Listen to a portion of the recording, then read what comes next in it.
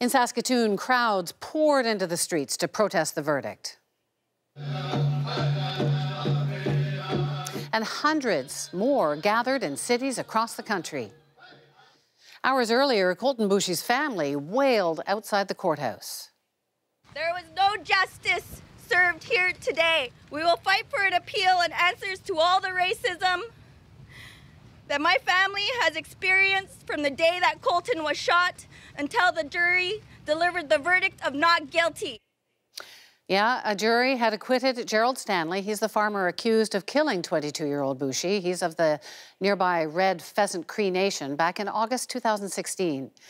The case was not clear-cut. The jury heard Boushie and his friends had been drinking and tried to steal a neighbor's vehicle before they got a flat tire and came to Stanley's farm. Stanley fired 2 warning rounds before the fatal shot, which he says went off by accident. There are concerns that all the jurors appeared white, with a white judge and a system with a long history of distrust. Prime Minister Trudeau weighed in from Los Angeles yesterday. We have come to this point as a country far too many times. Indigenous people across this country are angry, they're heartbroken, and I know Indigenous and non-Indigenous Canadians alike know that we have to do better. The Minister of Indigenous Services, Jane Philpott, went much further, suggesting the justice system had failed. She tweeted, "We all have more to do to improve justice and fairness for Indigenous Canadians." And perhaps starkest of all was this tweet from the Minister of Justice, Jody Wilson-Raybould, saying, "As a country, we can and must do better." So these statements raise 2 important questions. Can the case receive a fair appeal with so many questions raised by federal ministers? And will the Liberals now implement real reforms to the justice system? I'm joined now from Regina by Perry Bellegarde. He's National Chief for the Assembly of First Nations. So, Chief Bellegarde, you've been reaching out to the family. They're obviously upset, calling for change. How can you help them? Again, what happened up in North Battleford, it was a legal process. It wasn't a justice process. So we're sticking and standing by the Boushie family to seek justice. And one of the things we're going to keep pushing for is real, substantive change to the overall justice system in Canada. It's not the first time it failed First Nations people. You look back over the years, you can even cite the Royal Commission on Aboriginal Peoples, which cited there's problems with the justice system. You look what happened here in Saskatchewan with the frozen bodies of First Nations people outside Saskatoon, which resulted in an inquiry here back in the 90s. You look at the J.J. Harper shooting in Winnipeg, which resulted in the Manitoba inquiry. So these justice inquiries have been happening for many, many times. It's time for implementation of the recommendations. And this justice system, as evidenced by the rallies across Canada, Canadians know it's wrong. Canadians know it's flawed.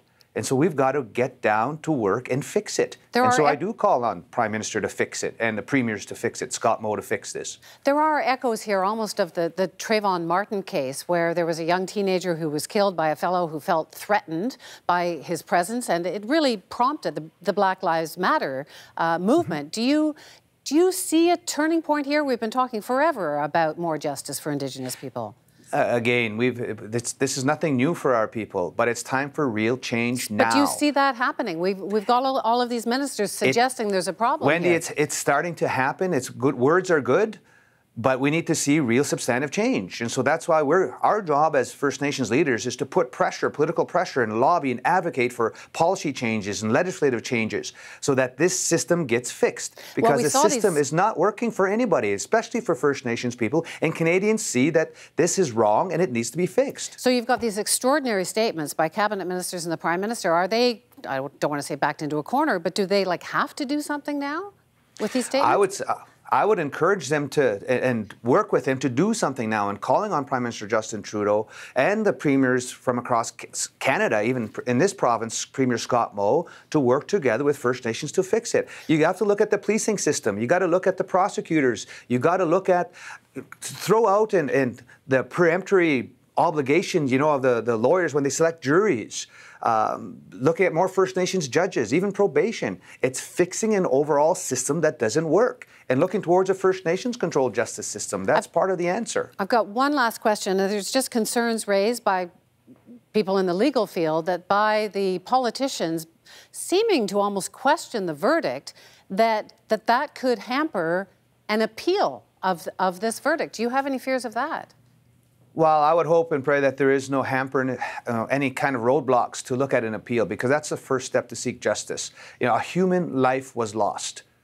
A person's life was taken. And so we're not going to let Colten Boushie's life die in vain. There's got to be justice.